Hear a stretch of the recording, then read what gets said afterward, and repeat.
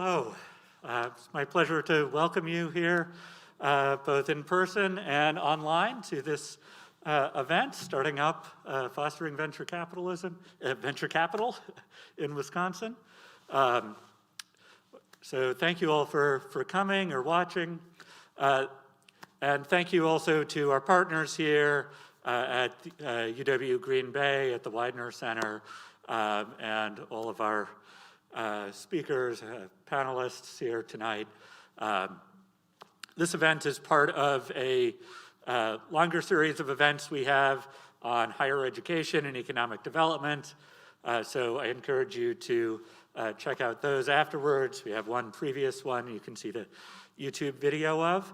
But tonight we're going to be focused specifically on venture capital and both how higher education plays into that, what we're already doing here in Wisconsin, especially northeastern Wisconsin, as well as how universities can do a better job of contributing.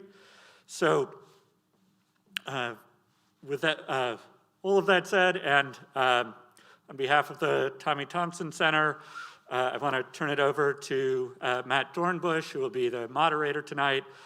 Matt is the Dean of the Cofrin School of Business here at UW Green Bay, the former Vice Chancellor of Academic Affairs, and a successful scholar in his own right, with over 670 citations, numerous publications, and over $1 million in grants. So, Matt?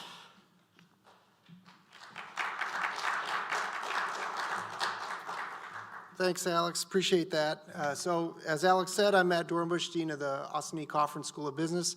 On behalf of UW Green Bay, our students, faculty, and staff, welcome. And that's both to the folks here in the audience and those at home enjoying this in their pajamas, I imagine, right? So we have a great evening before us tonight. I'm excited for it, and I can say I'm already really excited about this first slide. We've got the center of the freshwater universe up there on the board before us. We're going to hear a little bit about the Great Lakes, which is clearly our home. I'd also like to thank Alex and his team at the Tommy G. Thompson Center on public leadership, as well as our panelists for being here tonight. It's great to be able to bring a focus on venture capital in northeastern Wisconsin to a larger stage. So thank you for that. Just a quick overview of tonight's events. We're going to start with the keynote by Mr. John Austin. That'll last about 30 minutes, and then we're going to kind of go through each panelist. We'll have a little bit of time to have their own comments afterwards. Jay Schalin will spend about 15 minutes presenting his thoughts on higher ed and venture capital, followed by Cordero Barkely, and then County Exec Troy Streckenbach. And then after that, we'll open it up for questions. I think there's a text feature that you'll all see, and that's whether you're in the crowd or online. You'll be texting answers into me, and then we'll put those out to the panelists for discussion. Okay? So with that, I'm going to introduce Mr. John Austin. John recently completed 16 years of elected service on Michigan State Board of Education, serving 6 years as the president. He directs the Michigan Economic Center, a center for ideas and network building to advance Michigan's economic transformation. And he serves as a non-resident senior fellow with the Brookings Institution, the Chicago Council on Global Affairs, and the Upjohn Institute, where he leads these organizations' efforts to support economic transformation in the American Midwest. Mr. Austin also lectures on the economy at the University of Michigan. He holds a master's in public administration from Harvard's Kennedy School of Government and a bachelor's degree from, and I got this right, I asked beforehand because there's lots of controversy on the internet on this, from Swarthmore College in economics and political science. So please extend a warm welcome to Mr. John Austin. Thank you. Thank you, Matt. And it's a real pleasure to be back at University of Wisconsin, Green Bay. I think I was last here, it must have been about 12 years ago. Every time I come, I'm always trying to talk about some aspect of how we can accelerate economic transformation and change and extend it to more people and places in this amazing Great Lakes industrial heartland region. At that time, I was talking about how we clean up our waters in our Great Lakes and redevelop our waterfronts for economic and community development, build that blue economy. But tonight, I'm going to talk about how we build on the talent and the amazing innovations that come out of this region and have them turn into new jobs and businesses here so that this region can, again, accelerate its move from the industrial and agricultural economy that made us great to success in a very different economy. And the story of this region is just amazing. This is the region that with the natural resources that were so abundant, the ores and the timbers and the richest farmland on earth, as entrepreneurs came and settled and then converted that into products and new industries were born here at scale. I mean, all the great industries that powered America's rise in the 20th century found their home in this cockpit, in this crucible of our industrial might. This is obviously a paper milling valley in town. Minneapolis was the flour milling capital of the world. Milwaukee was the machine tool capital of the world. Detroit in Michigan, where I'm from, was the car capital, invented that revolutionary technology. The steel industry, the aviation industry, the oil industry was born in Pennsylvania and Ohio. So this is the place that powered America's rise. And as you all know, we are in this transition, imperfect throughout the region, from this industrial might that made us great to a new emerging, hardly baked tech belt that is an evolution that much of the region has made and is making, but much of the region has not. And so part of our collective challenge is how do we accelerate and extend this evolution of our economy from the industrial powerhouse to a technology-driven, globalized, knowledge-driven economy and spread it to more people and places in this region. This is 2 years ago, right before the pandemic, we released this Vital Midwest, which is a picture of the region, a story about the region's development and where we are and how we could accelerate and extend growth, and some of the material about early stage capital and venture capital and its power and what we need to do with it comes from this report. It is like all the reports we put out. It's a public policy page turner, or a soporific if you have trouble sleeping, so I highly recommend it. You can Google it online. But it's really talking about the economy of this region that you see in that picture. And this region has really today, different from 20 or 30 years ago when we first looked at it, it was more of a kind of monolith of a rust belt. But so many places and communities and parts of this region have made that evolution. For every Pittsburgh, Pittsburgh's steel industry collapsed. And now they're back on the backs of two great universities, AI, robotics, medical, and a spruced up riverfront, beautiful location. There's still Sharon, Pennsylvania, which is a steel town in the lower right corner that hasn't found a way to replace its anchor. For every Madison or Ann Arbor, this is Ann Arbor, where of course Google has to have a big headquarters because that's where so much talent's being generated. These university towns are just killing it in a new economy. There's still a Janesville and other communities that haven't replaced the loss of their big anchors of employment. So it's really two Midwests. And part of our collective job is to continue to support the transition of communities like Green Bay that are getting there. And then how do we support policies and practices that can help communities that have lost their big anchors find a place. This region has amazing strengths that really matter in a global, tech-driven, knowledge-driven economy. We still have a disproportionate share of the nation's Fortune 500 companies headquartered here that play on a global basis with their footprint, with their networks, and communities like Green Bay that are super smart. You get Microsoft to come and help you all, even though they're not located here. And so that's a tremendous source of advantage. Probably one of our biggest advantages in a world in which new emerging sectors, from clean energy to IT to health and medical, all emerge out of the interplay of great research universities and colleges with the private sector and the development of new businesses and technologies from that base. We have 22 of that are ranked in the top 200 global universities. That's more than any other region on Earth.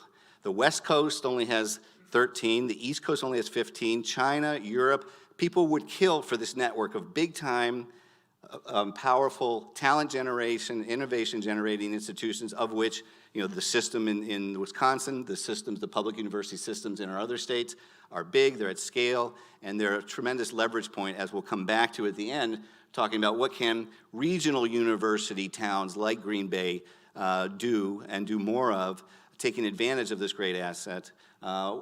obviously, if you're Ann Arbor or Madison and you've got the tier 1, you're killing it. I mean, you're just flying off the earth in terms of the economy.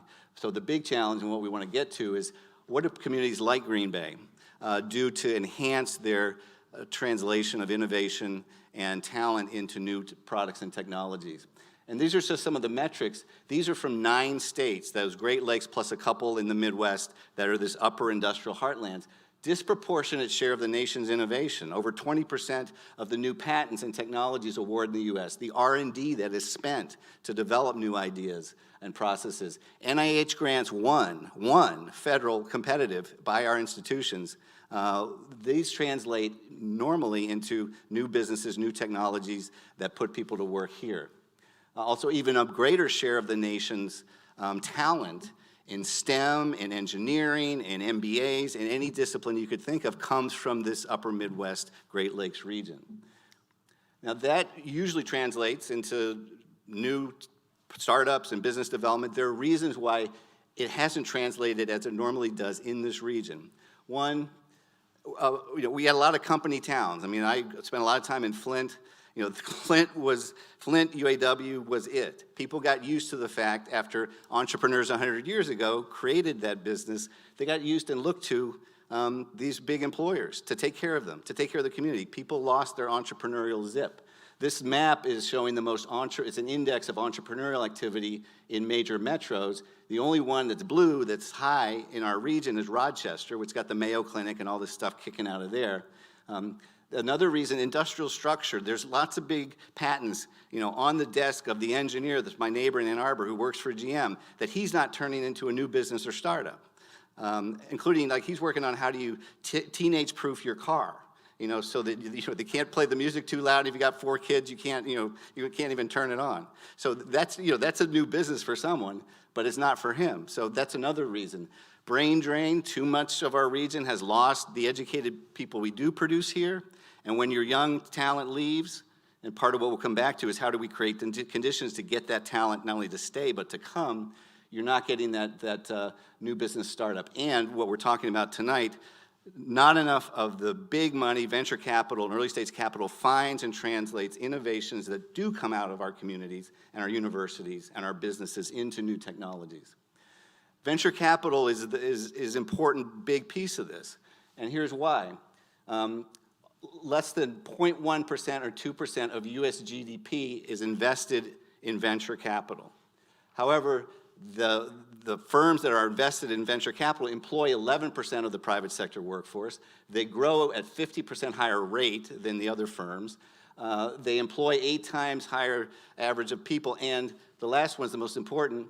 They all US GDP, 20% of the revenue is created by venture-backed firms. So they're an engine of our economy that translates into the emerging sectors, but they also really change the story of our economy and our communities.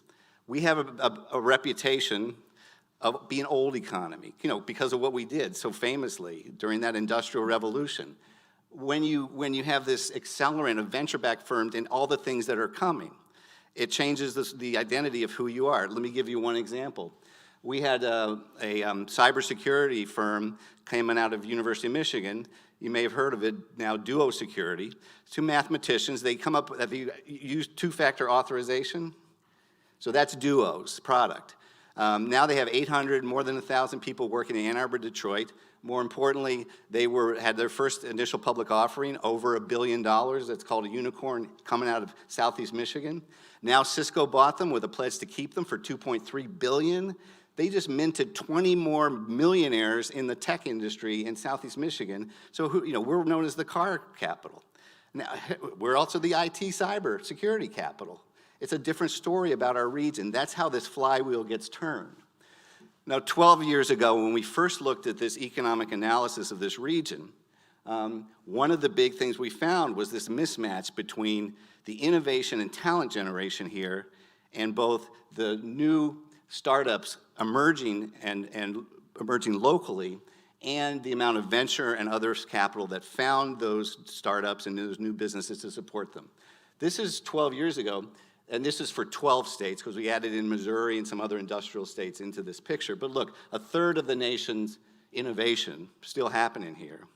The important features are we have a lot of wealth in this region. We invented the pension fund in Wisconsin. We have big institutions like universities that have big endowments. They invest money in venture capital. Those are big institutional investors. Of the money from pension funds that goes into VC, half of it was coming from our region.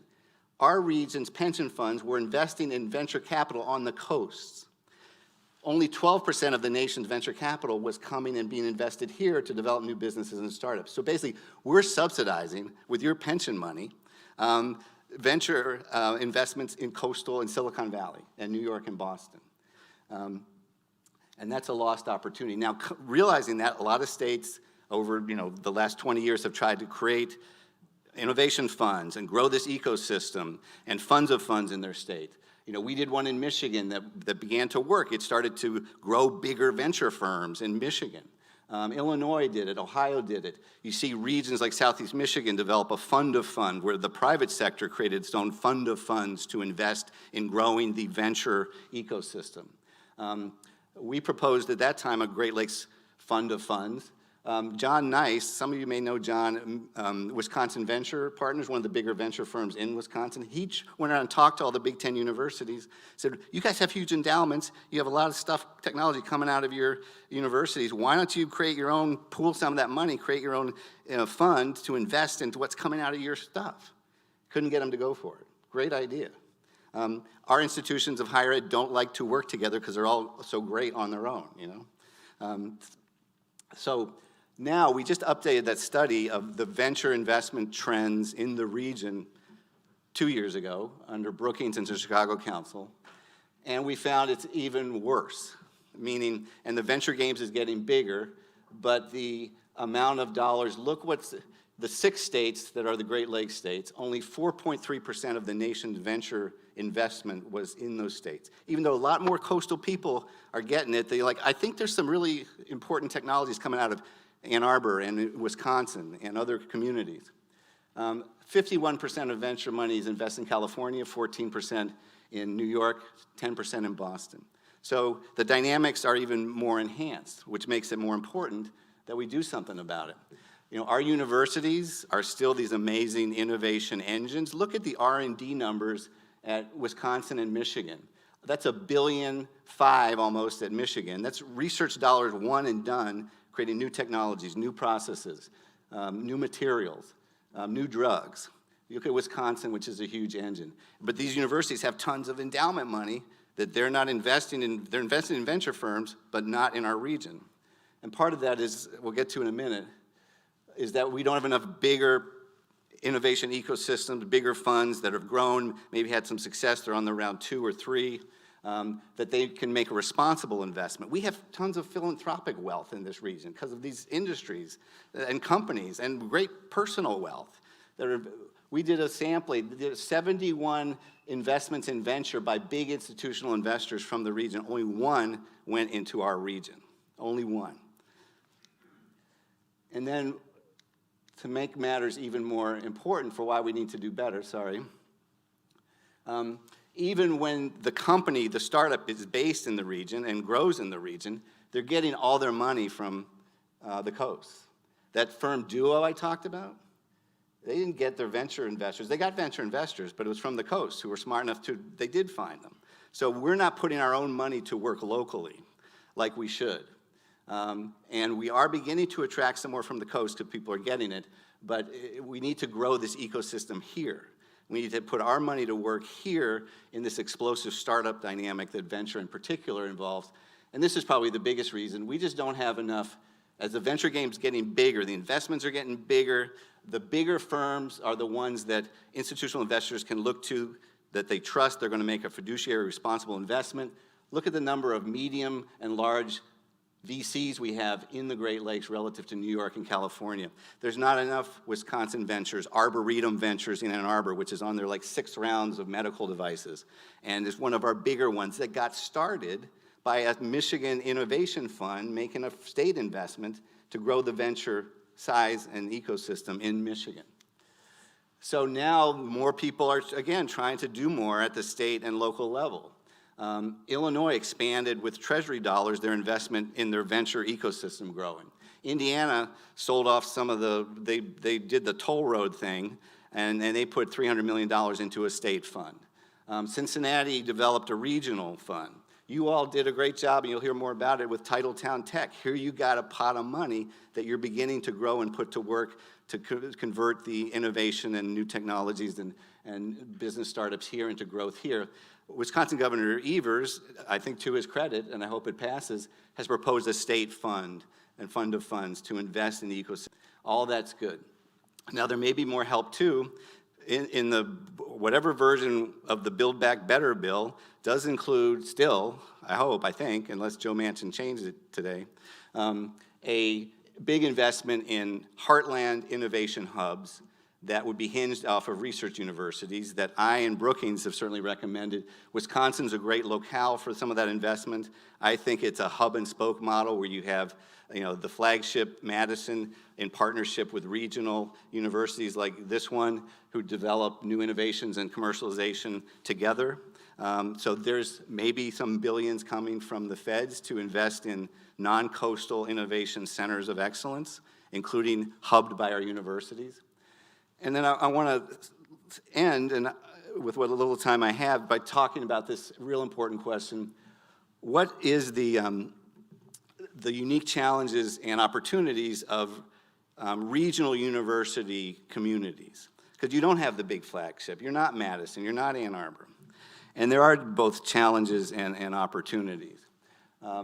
One is for the regional university to, and I'm going to talk about in the context of 3 communities, 2 of them I know really well. Green Bay I'm learning about. Kalamazoo, Michigan is a paper town first. Its paper mills are long gone, but it was also the home of Upjohn, the pharmaceutical giant that invented the pill that you could swallow a long time ago. Upjohn employed 40, 50, 60,000 people in Kalamazoo. When Pfizer bought it like 15 years ago, they fired them all except for a small manufacturing operation, which has now gotten a little bigger because they're making the shot. So Kalamazoo lost its anchors. It's home to Western Michigan University, a big regional university. Marquette, that's surfing off of Marquette, Michigan. Off the Upper Peninsula, on the top of it, it has Northern Michigan University, a regional university. All of these communities are doing some things right, but also face unique challenges in trying to drive this big-time startup dynamic as sort of regional university hub versus the big Tier 1 university hub. One thing that you're doing well here is focus your higher education mission on economic development. Understand this institution has said our job is to support economic development here. The same thing Western Michigan University did in Kalamazoo. We're going to support through applied research and through support for our institutions in our community with our talent, how we can help them grow. Northern has been very active in small business support in Marquette. And what can we do to support that small business environment growth? Another challenge is most of these regional universities are about teaching. They don't have as many of the big-time researchers. And what that means is a lot of the innovations that do come are coming out of your companies, in your community. And the job is to help them grow those and to be more competitive, but also grow them into new businesses where you have a new technology. And I think that's part of what you all have been about here, to support with your engineering school. If you're still doing it, I heard once you were doing it well with your local manufacturers to help them be more competitive. It's certainly, Kalamazoo took this up the ante. Western was very active in working with their bioscience talent that wanted to stay in Kalamazoo to support them in starting new enterprises. But also, they did this thing called the Kalamazoo Promise, where they said, we're going to mark ourselves as a community that is about talent and higher education for everybody. And they guaranteed a college degree free for anywhere, if you graduate from Kalamazoo schools, anywhere in Michigan. What it did is it reversed the out-migration from Kalamazoo, so middle-class families moved back in. Yeah, more kids got a higher education degree, but it also marked for the business community in the world, this is a community that's serious. I'm coming to Kalamazoo with my business because they're serious about education. And it really, really worked. Connectivity. very important. Marquette did this amazing job, Northern University led. We're going to wire the whole Upper Peninsula, because today you can play in the world as a tech firm or a professional or an engineer or a lawyer and live in a lifestyle community with a great quality of life. It's a little cheaper, and you can surf, on Lake Superior. And so, but only if you're wired. I understand you've done that here with your gigabyte locations that you're trying to create. Make sure there's high-speed internet for your businesses available. Marquette did that big time for the whole Upper Peninsula, and I've seen the results. Businesses, professionals, tech firms are now choosing to take some VC money and do their business from Marquette, which has a historic downtown. That's another thing. The quality of life in place is now so important. People want to live and work, as we're knowing we can do it from anywhere, in a place that has a great lifestyle and a great quality of life. Marquette did a bang-up job. They had this industrial waterfront that was slag heaps and oil barrels and the shipping of the iron ore that they were receiving, and that was long gone. Every time a parcel, like an industrial parcel, became available on their Lake Superior waterfront, the city bought it, they cleaned it up, and they repurposed it. Some of it they kept as beautiful parks, some of it they made in the marina, some of it they sold off for private development, hotels and condos. Condos on Lake Superior Marquette waterfront that sold for $350,000 a few years ago are now $500,000 or more, because more people want to live and work there. And you in cleaning up your mess around here have that same reality and opportunity. We walked down by your riverfront today. It's come a long way. These are important features of an environment that your own people and young people fall in love with and want to make their future, but other people from outside who want to have that kind of lifestyle choose that for themselves. Making sure there are places for this talent and these new startups to work. The innovation parks we talked about with some of the speakers that you'll hear about, places where your new businesses can locate, and you can have that startup environment. They did that in Kalamazoo really well. Pfizer fired everybody. Their economic development people said, no, let's help you start some new biotech startups. We'll have a startup park and help you with support for your business growth. That's been a big feature of Kalamazoo's life, as well as they also did a lot of placemaking there. They cleaned up their downtown and built it for walkability, and they subsidized, the county subsidized. Has anyone ever had an Oberon or a Two Hearted? Bell's Brewery is one of the most successful craft beer enterprises. It's in Kalamazoo, and it's part of this new, there's like more craft brew pubs, there are a lot here, but in downtown Kalamazoo, it's a great place to live and work and play now. And so these things are increasingly important. And I understand you'll hear more about this from Cedric and others. You need experienced mentors for these startuppers, right? These entrepreneurs that you're trying to support. The economic developers in Kalamazoo and Marquette with Northern Initiatives did that real well, supporting these new emerging firms. And I know as you get started, even more in Titletown Tech has been working. When you get a founder of a new startup, you're not going to get the one that's on his third or fourth round. So you got to make sure they're really getting the help they need to be successful, and that you can attract more of those people here. So making an environment, shaping your environment, leveraging the university aspect of that, leveraging your aspects of place, and connecting to the world are powerful opportunities, as well as challenges for communities that aren't the home. I mean, Ann Arbor doesn't need any help. Madison is gone. You go to Madison, it's like it's hovering off the moon economically. But there's so many similar industrial communities that are on our waterways in this Great Lakes region, where the big employers that made us great aren't here at the scale they used to be. But doing the things you're doing and that we're talking about tonight can create that dynamic where, yeah, you can capture some of the investment and the excitement and the new story about who you are that makes it attractive for these young people here to say, hey, I'm staying in Green Bay, man. This is the place that's killing it. So that's what we want to, the environment we want to create. So thank you for the opportunity.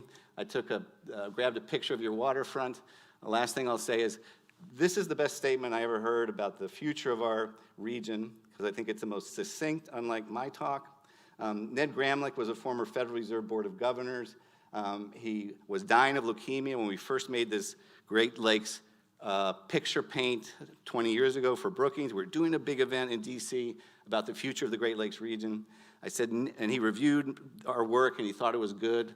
And he's a real economist. Larry Summers, the former, big shot economist who was in Obama's White House, Ned's the only person he listened to, because Ned was his mentor as an economist, like a real one. I'm not a real economist, but Ned is. So I said, Ned, I need you to come to DC when we release this report. This was 20 years ago. He said, I can't, I'm dying of leukemia. I said, I need a soundbite. I need a soundbite, because coming from you, no one's going to listen to John Austin, but they'll listen to you. And so this is the soundbite he gave me. I think it's true. The opportunity for the Great Lakes region to thrive economically as a center of innovation and as a clean, green playground for our nation's people is unrivaled. And you're doing it. So carry on. Isn't that a great picture? And Green Bay's right at the center of it. Thank you.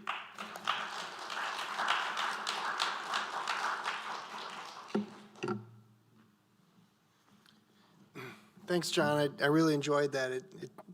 Connecting our past with the resource base and seeing how that shapes into the future, it's a real compelling story, so thank you for that.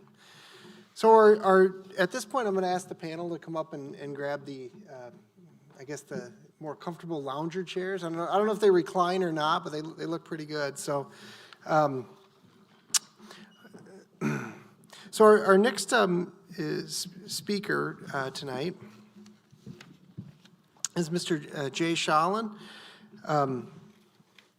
Jay joined the James G. Martin Center for Academic Renewal in August of 2007. Prior to that, he was a software engineer for a computer science corporation. He began his writing career as a freelance journalist for the Asbury Park Press in New Jersey and wrote for several other papers in New Jersey and in Delaware. Today, his articles have appeared in Forbes, The Washington Times, Fox News Online, U.S. News and World Report, Investors Business Daily, and many other publications. He's been interviewed on ESPN, National Public Radio, and UNC TV, and his work has been featured on ABC News and Fox News, The O'Reilly Factor. Mr. Schalin has a BS in computer science from Richard Stockton College in New Jersey and an MA in economics from the University of Delaware. Please join me in welcoming Mr. Jay Schalin. Whatever you prefer. You can stay in your chair, you can come up here so you get the podium.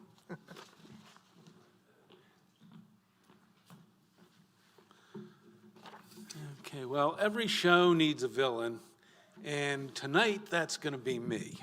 I'm going to offer a little word of caution to my fellow panelists' enthusiasm, although I should throw out a little bit of a caveat. I didn't know much about this region, and I have not been involved in economic development for a while. So after talking to my fellow panelists, I'm a little bit more positive. Economic development people are extremely positive by nature, and they probably couldn't do their jobs otherwise, and maybe some of it rubbed off on me just in the hour we were talking. Now, the reason I got invited, I'm assuming, is that I once wrote a report that caught the Thompson Center's eye about 15 years ago. On my first day on my current job, my boss handed me a report about the relationship between higher education and economic development. And she asked me what I thought. Now, at that time, many politicians, academics, economists, and others believed that they had found the holy grail of regional economic development.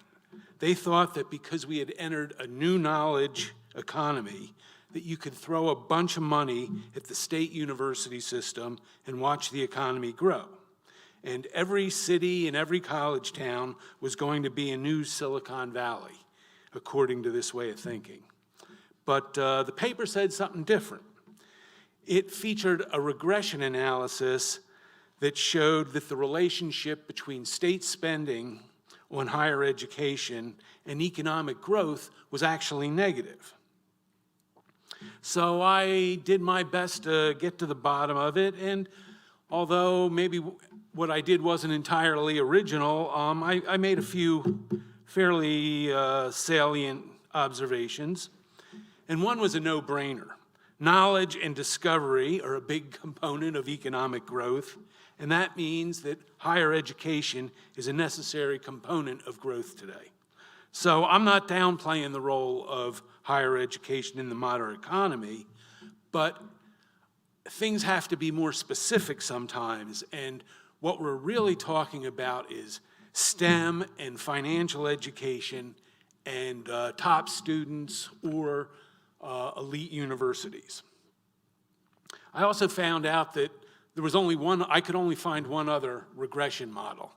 And it actually backed up what the first one said, that the relationship between state spending on higher education and economic growth was negative. And I had a funny feeling that the reason there are only two of them, and both of them were unpublished at the time, was because nobody wants to hear what they have to say. But it's easy, even though it's very counterintuitive, it's sort of easy to see why this relationship is negative. For one thing, sometimes state-supported higher education crowds out private education that would occur if the public option wasn't there, although I have been informed that that might not be happening too much here in Wisconsin these days, but that is very much a case in North Carolina. Another reason is that governments in general tend to make poor entrepreneurial choices. Politicians' incentive structure is wrong. Politics, not the likelihood of economic success, drives their decision-making. They want to please key interest groups, not earn a profit, and they often pursue social missions instead of focusing on monetary opportunity and efficiency.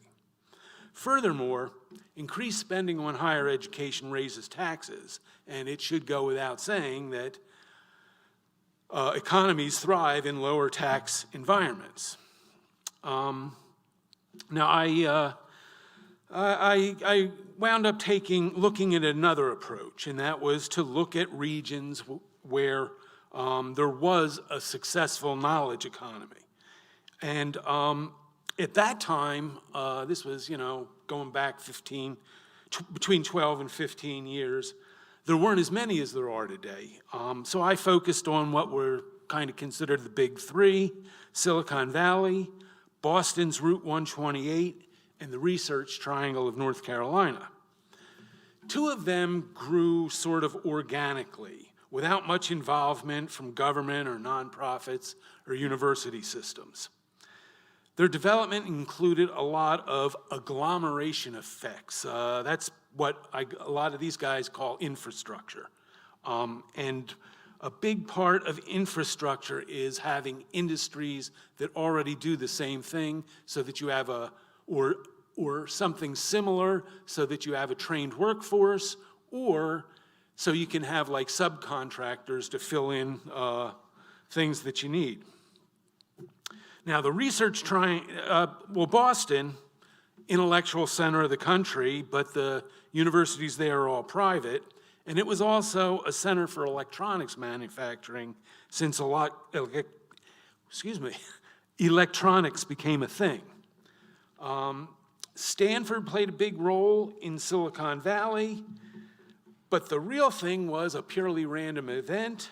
William Shockley, who supervised the invention of silicon chips at Bell Labs, grew up in the area, and so when he and AT&T parted ways, he simply returned home to Palo Alto, and that attracted a lot of others. The Research Triangle was different. It was the result of deliberate collaboration between government, the business community, and to a lesser extent, academia. Policymakers and economic developers have been trying, and usually failing, to recreate its success for the last 50 years. It took a long time to make that park successful, and there were a lot of fortuitous reasons why it became a success. First of all, it's located in a fairly small triangle right in the middle of it, circumscribed by three major research institutions. And it was created at a time when air conditioning, the new interstate highway system, cheap land prices, and cheap air travel enabled a huge caused a huge migration from the Northeast and upper Midwest to the Southeast. I mean, you know, why freeze in Rochester when North Carolina's long, hard summers are made easier with air conditioning? And so, and then I kind of looked at some of the more recent high-tech hubs, and they affirm the pattern that I saw with their predecessors. For the most part, new businesses thrive where there's sufficient agglomeration effects. Private money flows to areas where there is a likelihood of profit. And as an economist from Clemson discovered, talented people looking to relocate seek out pleasant places to live, where the local population includes people like themselves with similar tastes and interests. Especially important is the presence of major research universities. That's where most technical innovation is produced. Boulder has the University of Colorado, Madison, University of Wisconsin, Pittsburgh has Carnegie Mellon and the University of Pittsburgh, and so on. I have not really studied this area, but I have not seen a whole lot of high-tech hubs anchored by second or third tier institutions. And there is a flip side to all these success stories. What happens when a state decides it wants to economically develop an unpromising area through higher education? And what happens is there is often an illusion of success that may actually be something else. And to make it concrete, I'm going to look at a place called Greenville, North Carolina. And despite North Carolina having tremendous growth since World War II, it still has some depressed regions. And one is the eastern coastal plain. It's hot, humid, flat, swampy, and impoverished. Its economy was once based on growing tobacco. Now the main crops seem to be mosquitoes and powerful state politicians, and I will leave it to others to figure out which of those is the worst pest. Those politicians stayed powerful by bringing state money created elsewhere back home to their constituents in the form of economic development. And much of their development activity has been directed at Greenville, which is the home of East Carolina University, known as ECU. It has close to 30,000 students, both undergrad and graduate. But before 1960, ECU was an obscure teachers' college with a few thousand students. Today, it has a substantial engineering department, a medical school, and a dental school, and a bunch of other new stuff. This investment in ECU has indeed promoted population and business growth.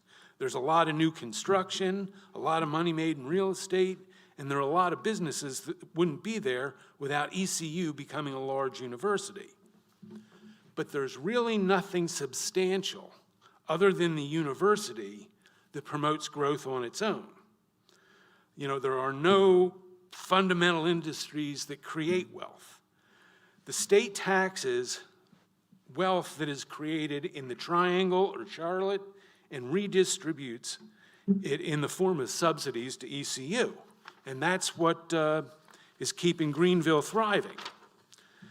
And something I want to get across here, if you invest $1 in Greenville, the return will be smaller and less than if you invested it in the Triangle, where it was created in the first place. If this was not the case, the venture capital would be coming to Greenville naturally instead of to the Triangle. So while Greenville benefits from this regional redistribution, the overall development in the state is reduced. So it's not always a good idea to force development where it isn't happening on its own. And I look at Madison, which shares so many characteristics with other high-tech hubs, and that development has a real natural momentum there. And yes, I understand the state's been putting a lot of money in Madison for many years. If the state wanted to pour enough money into the Green Bay campus to make it another giant world-class university like Madison, it would certainly spur development in Green Bay. But how much of that would merely be a transfer of development from Madison to Green Bay? Again, creating a second giant university would raise taxes, again hurting overall growth. But I don't want to say it's all bad for Green Bay. I question whether you can convince Silicon Valley to pick up en masse and move here, but I think you can get a lot of lower hanging fruit.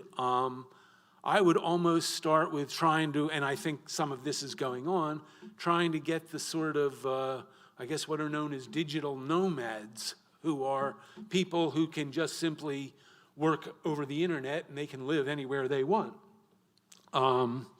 You know, you've got a lot of things going for you at a time when the country's about to make another huge migration. I think a lot of the major cities and certainly California are going to see an outward exodus of people who've been living there. And I think that there are a lot of ways you can capture that. You know, you rate high in livability ratings for urban areas. You're big enough to have all the necessary amenities without the congestion, the blight, and the high real estate prices. And if the population of Green Bay is not the most educated, it's a population that goes to work every morning, and that's the type of population a lot of business owners love. You seem to be already doing fairly well compared to a lot of other places, and that itself is a strong selling point. And I think you can make the incremental improvements to the infrastructure over time that will lead to the sort of development that's being discussed tonight. And I just would add, you might want to avoid using the weather in your sales pitch. And that's all I got.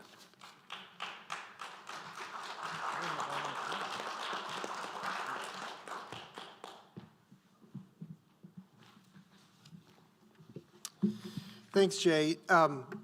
So I think the panel that we've assembled tonight is really fitting to sort of address some of Jay's critiques. And I think he's, you know, the reaction might be to push back and say, oh, Green Bay can compete with anybody. But maybe he's right? If you're a business, right, and you're a small business, can you compete with Microsoft tomorrow, right? You got to know what your strengths are, right? And so I think the next two speakers on tonight's panel are going to talk about, just like a business has to develop a unique mission and vision for its company and where it can be effective.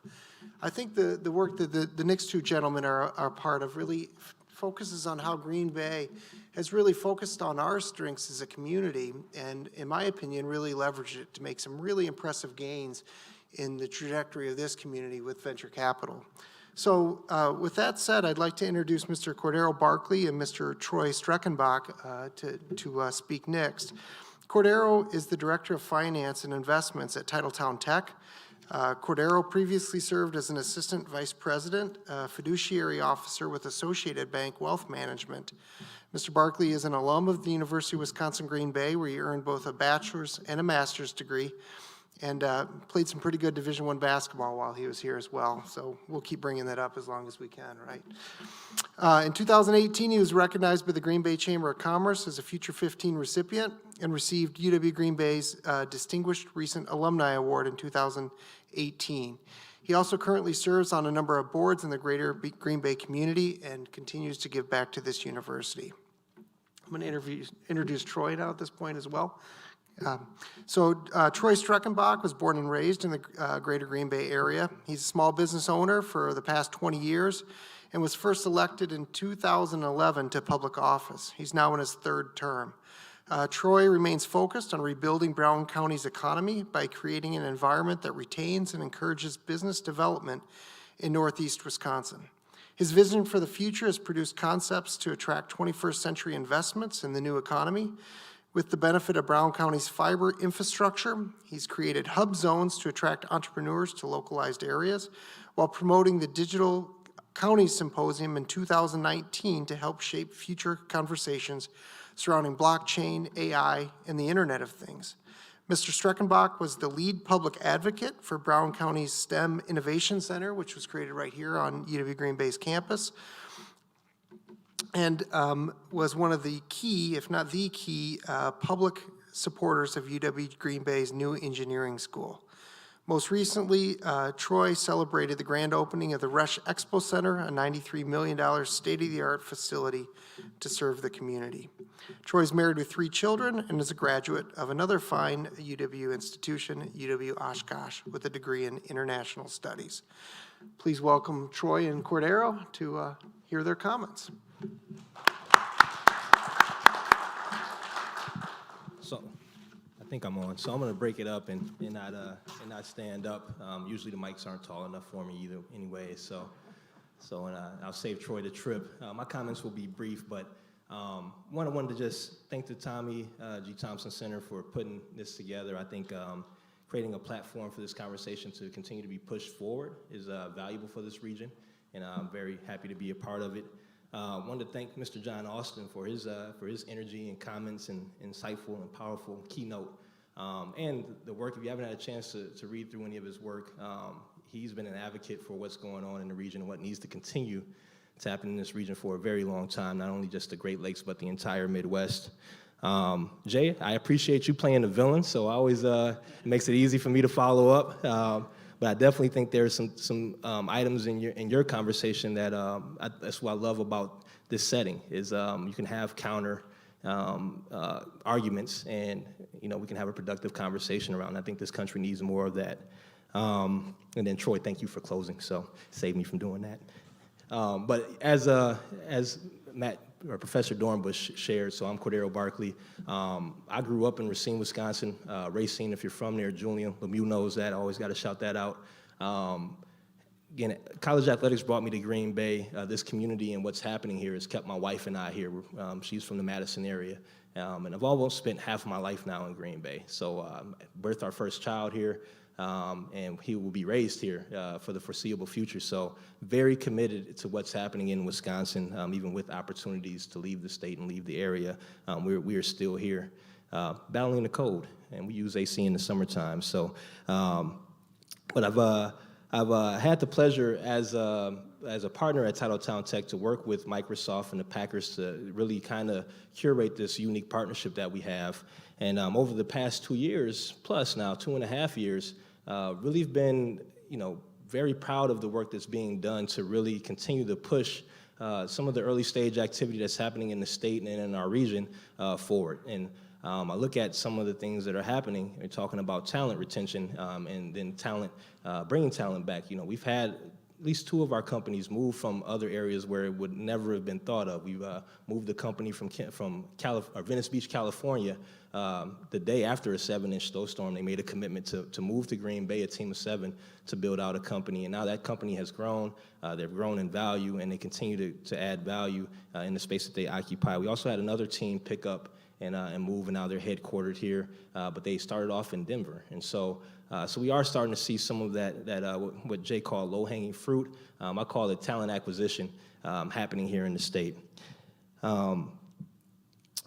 I kind of look out in the crowd. I see some familiar faces. I had a chance to talk with the class prior to this event at 5 o'clock. And so I remember sitting in these seats, seeing people like myself and our distinguished panel mates here talk on topics. And I would be remiss if I don't pull out how that's come full circle, and I'm grateful for the opportunity. But I would be remiss also not to point out Wisconsin's having a record year for venture capital, and venture capital deployed. As of Q3, we've already almost doubled what was done in 2020, and in regards to Q3, we've almost matched what was done in the last 2 years combined, with $436 million being deployed. Now, that sounds like a massive number, and we'll share some more details later on, but compared to what some of the other states are doing, we have work to be done. But at the same time, it's very, very exciting to see what's happening in this state. So continue to stress and continue to emphasize that venture and some of the problems that early stage companies can solve, they can move at the pace of change. That work needs to continue to happen in this state, needs to be continued to be pushed forward in this state. And I'm happy to be, here having a conversation about how that will continue on. Thank you.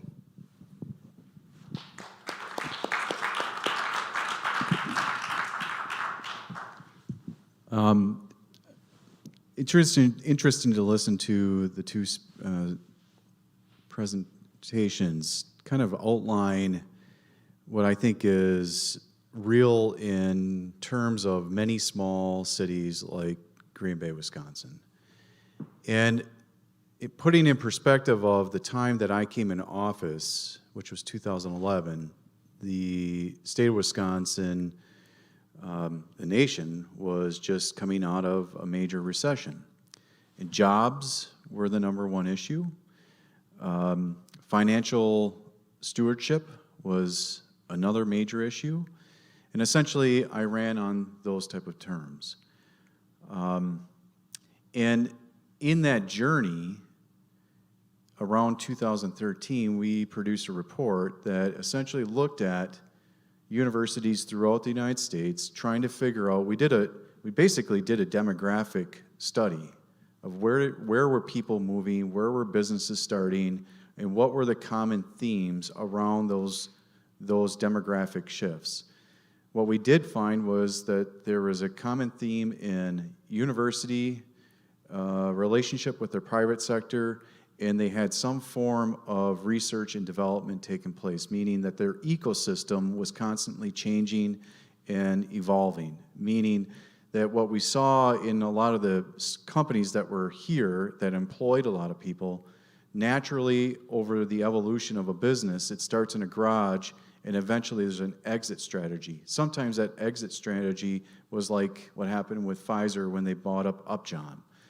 We've experienced that to some degree, and the question was, what are we doing as a community to make sure that we're planting the seed of the next employer who's going to be the person who encourages philanthropy, helps fund schools, parks, and the quality of life things that make communities sought after. So when we realized that relationship between the university and private sector and a research park, we quickly understood that University of Wisconsin-Green Bay was missing that. Yet the university was receiving millions, not the university, but the region was receiving millions of dollars because we were considered an area of concern. We have a total maximum daily load of phosphorus going into the watershed, and global water is an issue. And so we firmly believe that, hey, why aren't we creating global solutions right here in our region and exporting that out? Well, we realized that in order for us to bring the experts from Madison, from Milwaukee, or Michigan Tech, it would be a challenge.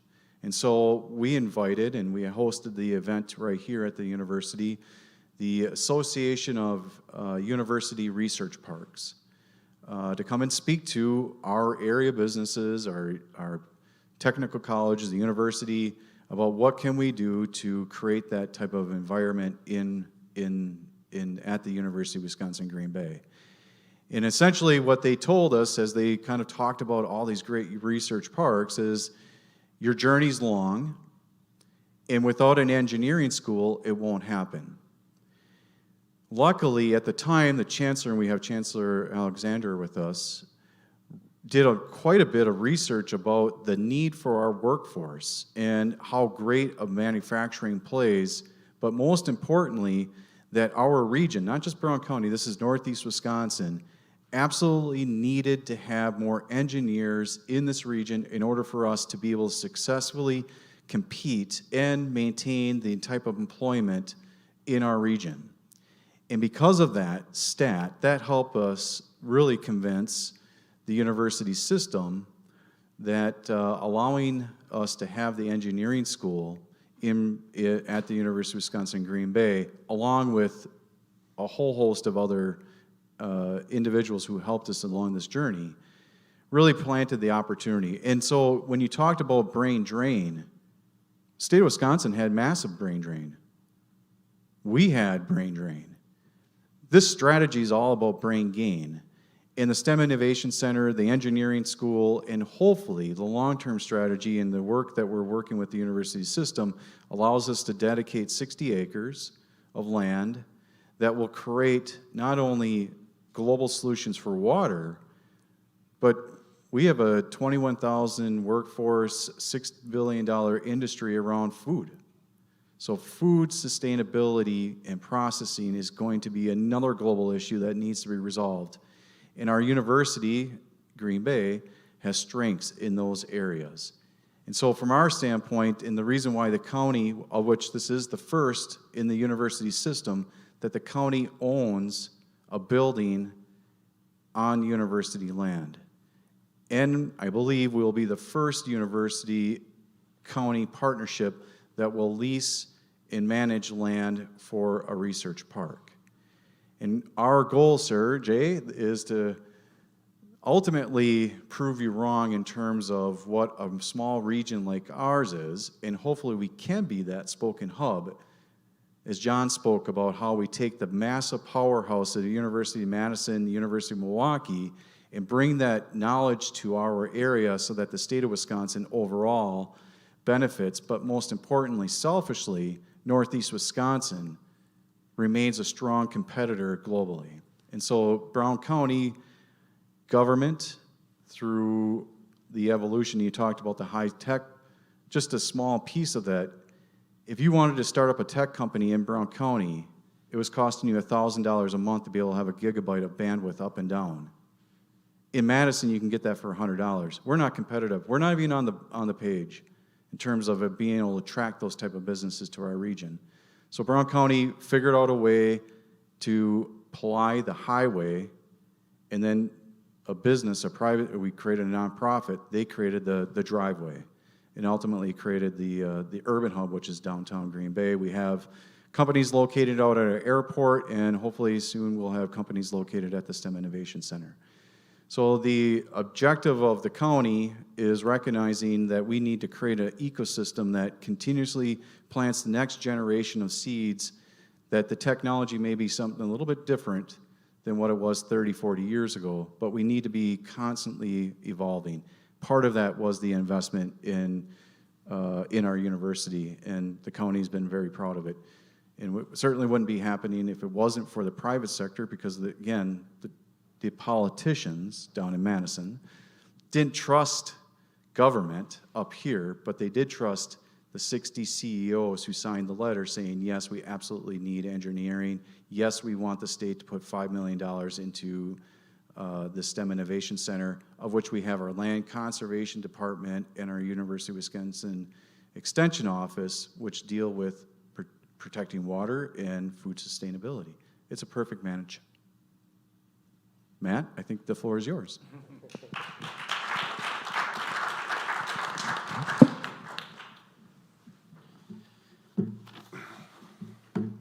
Thank you.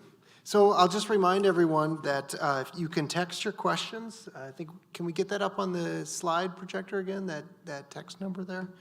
Otherwise, if someone in the physical audience wants to just sort of stand up and sort of be called on, we'll just have our panelists repeat it. So I'm going to kick us off with a question sort of stemming from John's presentation. And he talked about the culture, right? And it's something I think really rings true in Green Bay. You talked about, in I think it was your Kalamazoo example, where there were these really great entrepreneurial spirit early in the community's origins.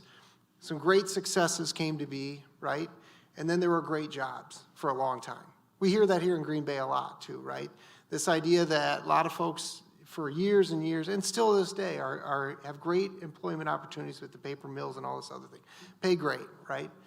And so I'm curious about the culture shift that has to, like, how do you promote a culture shift to sort of go back to those roots? And I'm going to open this up to the full panel, because one of the interesting things that I've seen in the Green Bay system is the emergence of Titletown Tech. And there's been a lot of other efforts going on with entrepreneurship and so forth, but something about when an organization like the Green Bay Packers and Microsoft get together in a public way, that seems to me to have done more to change the conversation around entrepreneurship than almost anything, at least in generating that mindset and that culture. So I'd like to hear the panel's comments on again, how that sort of culture change has to occur, because I agree with Jay, there's not a simple formula that says government investment or this or that or the other is the sole solution.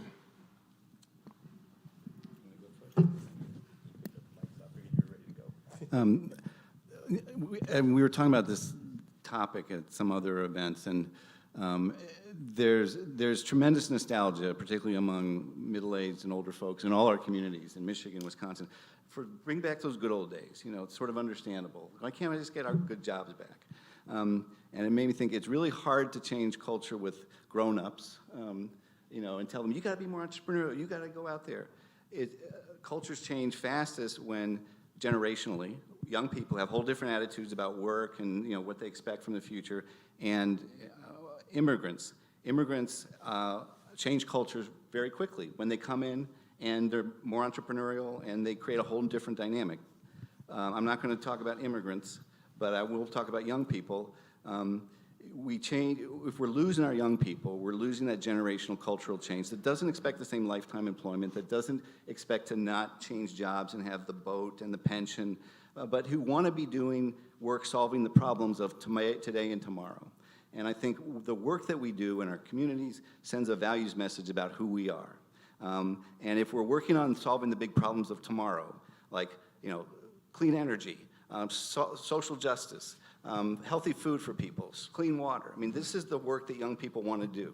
And Grand Rapids is another favorite of mine. Manufacturing town, furniture town. The CEOs in that town have set goals for reducing their carbon footprint, reducing their water use. They have companies that are leading the world in wringing their supply chains from carbon use. And they have, my best example is this Cascade Engineering, big engineering firm, makes plastic injection molded products for the auto industry historically. You look under the hood of your car, what do you see? Plastic, you know, things. Fred Keller, the CEO, said, this is a declining, or at least status industry, autos. I'm going to go into the sustainable field. They make plastic renewables. They make solar panel holders. They invented a simple plastic water filter that you can take to the developing world, use local materials, filter water. 60% of people in the developing world die when they get sick. It's from waterborne pathogens. They're giving clean water with a Grand Rapids engineered product that's saving lives in the developing world. Young people who didn't think they had a future in Grand Rapids, because this is an old economy town, are, you know, tripping of themselves to go to their equivalent, Grand Valley State, of your institution, because they want to solve these world problems of public health. I didn't know I could do it in Grand Bay. I want to intern at Cascade. I want to take my engineering degree and environmental science degree from, you know, University of Wisconsin, Green Bay analog, and put it to work here. So the work we do sends a values message about what kind of community you are, and if you're solving the problems of today and tomorrow, you're going to be attractive to the talent that you want to keep, and you're going to keep the talent that you're educating.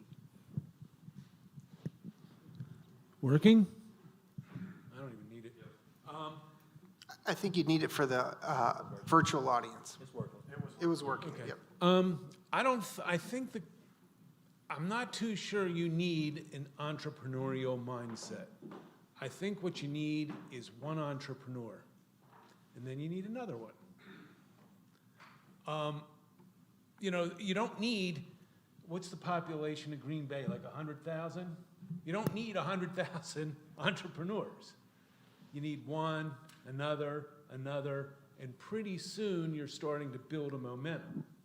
And and this happens. This is a dynamic that may very well happen over time. But I think with something like Titletown is working on, they're trying to get one, and then they'll get two, and hopefully three. And that is the way it's going to, some sort of mindset's going to emerge. Thank you, Jay. So yes, I completely, great question, great perspective. So mean, I've lived through one economic downturn, so I'm probably in a little bit of a younger perspective. I've also only been in this community, right, like I said, maybe 15 years. So to talk about culture and changing culture is a topic that, I have a maybe different perspective on. But what I can share is some of the happenings that I do get to see on a daily basis that gives me hope. That gives me, for me personally, be able to raise my son, who's 4 months old now, in a diverse, welcoming, we talk about brain expansion, community that's going to be welcoming to all types of thoughts and ideas. When I first started at Titletown Tech, I left the bank 2.5 years ago, and I can tell you there was excitement and buzz around, Microsoft being in market, and then the Packers really taking a stab at trying to solve, not necessarily, there's not a capital issue like many of these communities we talk about, but a place where this type of thought leadership can occur and then be used for something more valuable and more meaningful. When we first started, we did not see that, we didn't have founders raising their hands to move back to Green Bay on day one. We didn't have, the young repeat founders coming back. And just so you know, the average age of a successful entrepreneur is 42. So when I'm talking young, I'm talking, 42. But as we progressed along and started to make investments and those stories started to get out, and we got to tell the Microsoft story and how the Packers were utilizing technology, we started to see people, especially as COVID hit, reach out and say, I want to come back home. And then you started to see repeat founders who have been out in Silicon Valley, and where in Silicon Valley, it's okay to fail multiple times before you have a success. We're here, in the Midwest, we're a little humble. We're maybe have that fear of failure. It's kind of the norm out on the coast to fail a couple times before you have your tech startup hit and do well. And so having some of them back in market to encourage some of the other startup founders, even if they weren't building themselves, was a value add. And coming out of COVID now, we do see, whether it's, the housing at Titletown Flats, some of the economic projects that's happening downtown. We have the next generation of innovators moving into the area, whether it's, Northeast Wisconsin, Green Bay, or you got Milwaukee and Madison. But there is a shift, and I've come to appreciate this. I think as an athlete, when you're in the game, sometimes it's hard to recognize when the tide is turning. Either way, good or bad, when you're in it, it's hard to recognize that. But at sometimes when you can take a second and step back and you're not, so critical of yourself and what's going on, you can really see some of the progress that's happening. And I think from a cultural shift in this community, we're starting to see some of the tides turn. And I think a piece of it is, as Jay said, maybe getting one founder to return home and then bring some talent with them, and then maybe getting 2 companies, and then getting some organizations to support those companies, and then getting those stories out in the market so that people realize that Wisconsin is open for business. The Green Bay community is open for business. That's to us where it's been kind of just winning the day. Day by day, we've been seeing that change occur. I would just add that it's a numbers game. What Titletown Tech did for Northeast Wisconsin is it put us on the map, and it perhaps will change a trajectory that would have been a very long. So right now the enrollment's around 9,000, higher, 10,000? 10,000. So a couple of years ago, that was in the 7,000 mark. University of Wisconsin Green Bay is increasingly been one of the few universities in the system that has seen positive growth in its enrollment numbers. But let's put this in perspective, and this is a page out of the Chancellor's notes. We do not retain the number of students to go to university that the other comprehensives do. We're about 1%, just shy of 1% of the students, whereas the majority of the comprehensive student campuses keep 2%. That 1% represents 10,000 students that are leaving our region to go and receive higher education somewhere else. When we think about workforce development and the need, what's the number one thing? We have a 3.6% unemployment. Companies are trying to figure out how they can compete globally if they don't have a workforce. Obviously, natural things happen from that. Titletown is going to put us into a realm where people are going to see the partnership between the university and Title Tech. They're going to see investment. They're going to see companies moving here.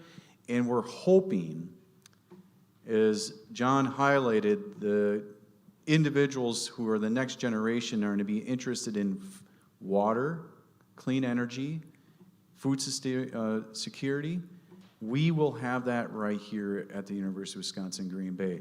We'll have, as one of the Titletown Tech's pillars, is the environment. And so from that standpoint, they put us on the map. And when we saw that flow of people going out, we will start to see that flow coming back. And that's our workforce development strategy in terms of making our community a stronger place. So the culture, with the partnership of Titletown Tech, the Packers, Microsoft, they put us on a global perspective and literally will hopefully help us make that move of individuals come into this area faster. Thank you. So here's a question from the audience. I think we can start this off for both John and Jay. So the question is, how would UW Green Bay court venture capital to the Green Bay area specifically? Or, what does it look like in practical terms for a university to play a role in bringing investment to the region? And I think I'd like you guys to try to keep that focused on how about a regional comprehensive, a place like ours, right? I think you both agreed that universities are fundamental to the modern economy. So what should that look like? You may have different views on how that university role should be played. Boy. So I kind of want to understand this. You're saying how to bring venture capital here through the university. So, okay, how about we do it simpler? The chancellor's in the audience for UW Green Bay, right? And if you're to look at him, right, and give some advice from your perspective, then John from yours, what should the university be doing to support, to help foster venture capital growth in Green Bay? First of all, I would focus on skills. I mean, I don't know whether this is a state university's role. I think I kind of prefer it when you pull the triple helix apart a little and everybody kind of focuses on what they do best. And what a university can do best is make sure that their graduates have skills and not just pieces of paper. And by the triple helix, Jay? Well, the triple helix is, for those who, it's simply a way of describing the joint venture between government, academia, and the business community to sort of develop the economy. I kind of like seeing universities do what universities do best, which is, or should do best, which is make sure their graduates are really up to snuff. Then I guess, I'm not sure this is my thing, but I guess you would have to go get the research and go get the researchers because the venture capital will follow good ideas. I am not a big fan of public venture capital so much. I'm more a fan of, okay, if there's a good idea, if you've got people producing the good ideas, the money will follow. I agree that is a big, important piece. Educate the heck out of people at the highest possible skill level in all disciplines, particularly the ones that were named that are the coming thing.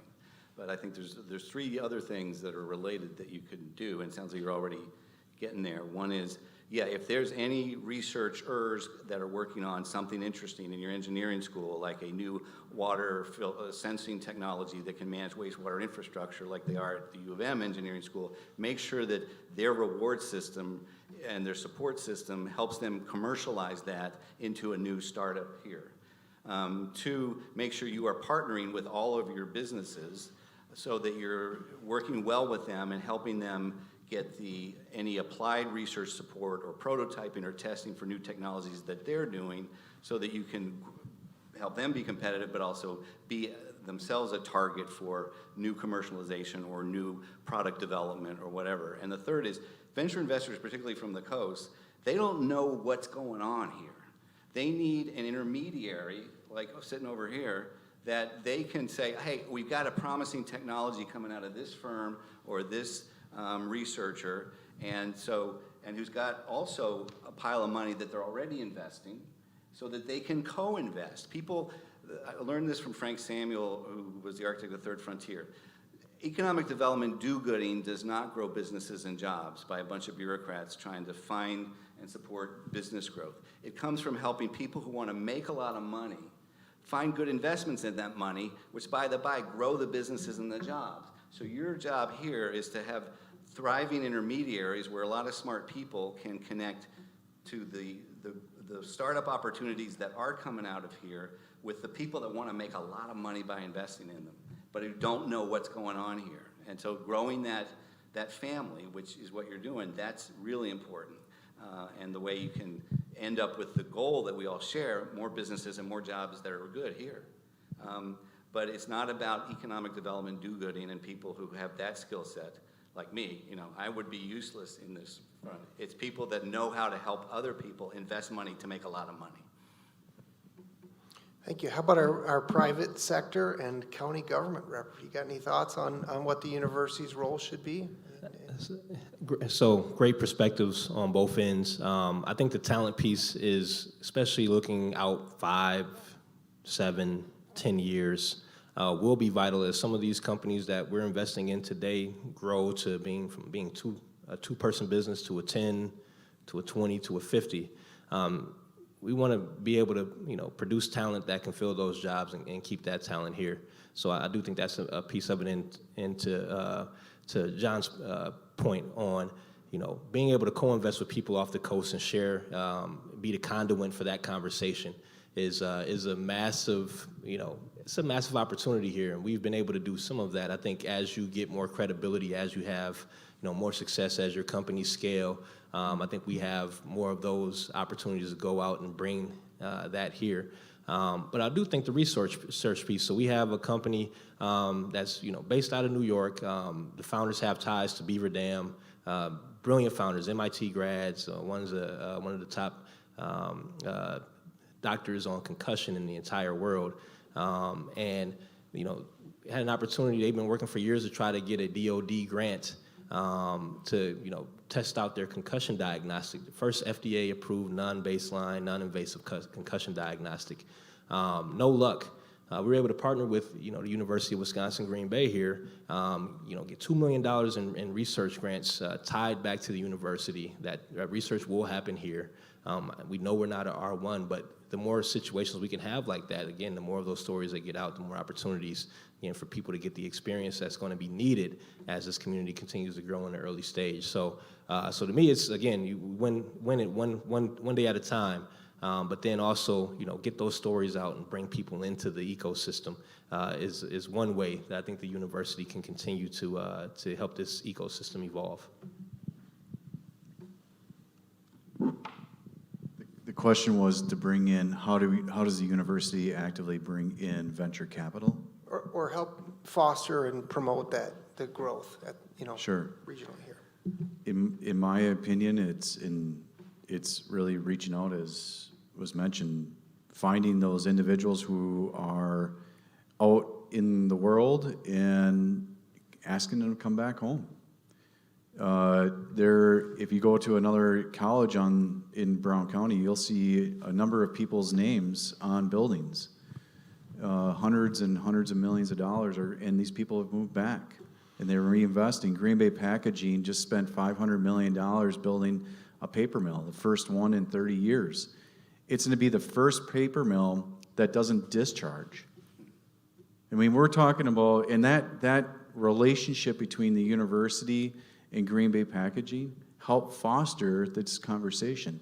But the bigger conversation was really, in the end, how do we protect a natural resource, the world's largest estuary, second largest freshwater. We are sitting on a gigantic resource, and John, this is exactly right, I'm stealing from your playbook. How do we leverage that? And so the reality is that we as a, so to attract venture capital, I think we need to start with our university, continue to make investments small. And in terms of the graduates that are coming out of the university, one of the key components, of course, is that our kids are interested in STEM. So the partnership at the STEM Innovation Center is with a nonprofit called the Einstein Group. And I'm hoping that one of these kids who are a 5, 6-year-old kid that's working on Lego robots walks upstairs and sees the engineering school and says, this Lego robot can do that, and then walk outside and see the bay or see something growing. And boom, right there, immediately, that individual just came up with the idea that's going to help solve some of the more global issues that were presented. Now, that's a long play. It's a long play. But I think it starts by reaching out to the people who came to this university and asking them to come back. So here's an interesting question from the audience.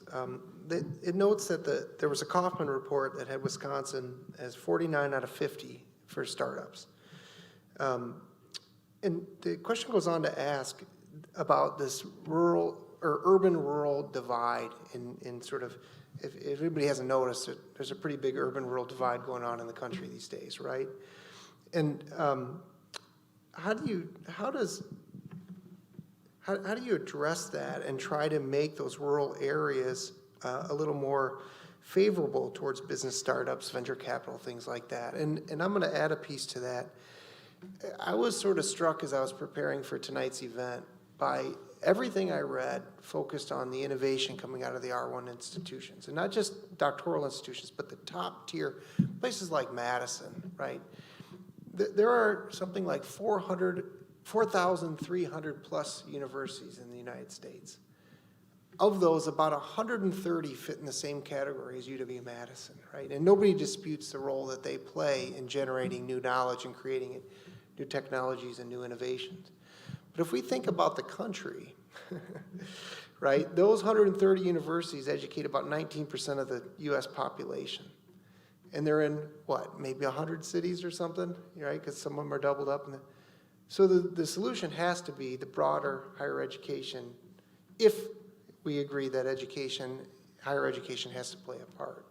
So where does this fit together, right? This urban-rural divide, the West Coast versus the Midwest, the R1s versus the regional comprehensives, in this discussion on fostering sort of a new economy through venture capital or like enterprises in our cities. Well, innovation isn't tiddlywinks. It requires a certain, just sheer brain power. And it often happens when lots of brain power is all in the same place or at least related. If you look at the intellectual histories, what you will see is the next generation's innovators were very often students of the previous generation's discoverers. So I think that as far as that 130 universities, for the most part, we're sort of stuck with them being the drivers. They're the ones who, they educate the professors that come to the tier 2 or tier 3. So they're always going to be in the driver's seat. I'm a big fan of letting 1,000 flowers bloom in education. My current research is on universities that don't take federal funds, and they're a very unique bunch. They all have like their own little thing. One of them is like focuses on, getting students in the outdoors even, so I think that for the other schools, they have to find their niche. And maybe they can build up that kind. A tier 2 school might not be able to build up that kind of brain power across the board, but they might be able to concentrate brain power in 1 or 2 disciplines. and therefore build up the kind of momentum that will create innovation. As you can tell, I think one of the most powerful fulcrums we have to extend economic opportunity to more people and places in rural America, but also in second and third tier older manufacturing communities, are institutions of learning, colleges, universities, and certainly research institutions of any form. The landscape of the Midwest it grew to be numerous small, medium, and big factory towns and mill towns sprinkled amidst the forest and the cornfields, just dozens and dozens and dozens. And as we've evolved, to a knowledge-driven, tech-driven economy, we're not working, as many of us, in those big factories and those mills that are sprinkled all over. We're working in hospitals, we're working in research labs, we're working in, doctors' offices, we're working in front of a computer, wherever we are. And so the major metros, as Jay has said, agglomeration is a reality. People, the economy's moved to the bigger metros. It certainly has grown in all the major university towns. But as you can see, one of the fulcrums that we've had for smaller, older manufacturing towns that have lost their anchors, and some parts of rural America where they can work on new sustainable technologies to grow more food for the world better and cheaper, have been institutions of research, institutions of learning, colleges. Look at what you're doing here. Look at our discussion about how Marquette and the Kalamazoos and other communities that have a university. I know that the University of Wisconsin affiliates in other parts of Wisconsin, those communities are doing better economically. They have higher wages and are doing better economically than those that don't have one of those UW affiliates. And so the question is, are you going to juice them and help them and grow them and help them do what you all are doing here, or are you going to starve them? And in my state, Michigan, we've been starving the investment in these institutions when we should be fueling them. I respectfully disagree with Jay. I don't think you can ever have too many well-educated people. You can't have too many colleges and universities.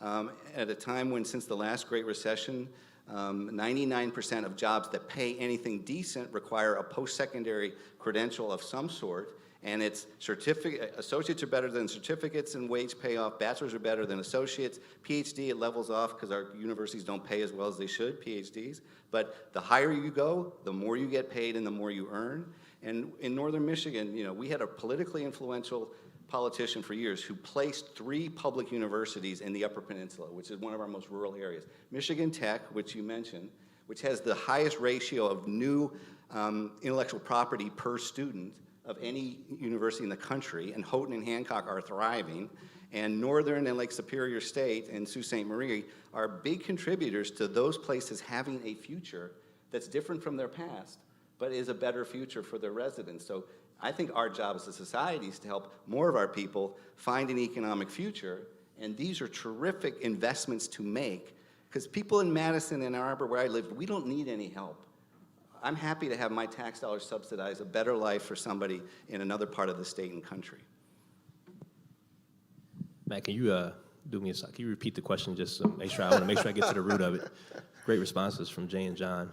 I just want to make sure I get it. So, My question was that I modified from or I added on from the audience was really, when we think about the United States, right, the West Coast, Midwest divide, you got the urban-rural divide, right, and you've got the R1 top-tier research and the comprehensive universities, right, that actually do the majority of the education of the population.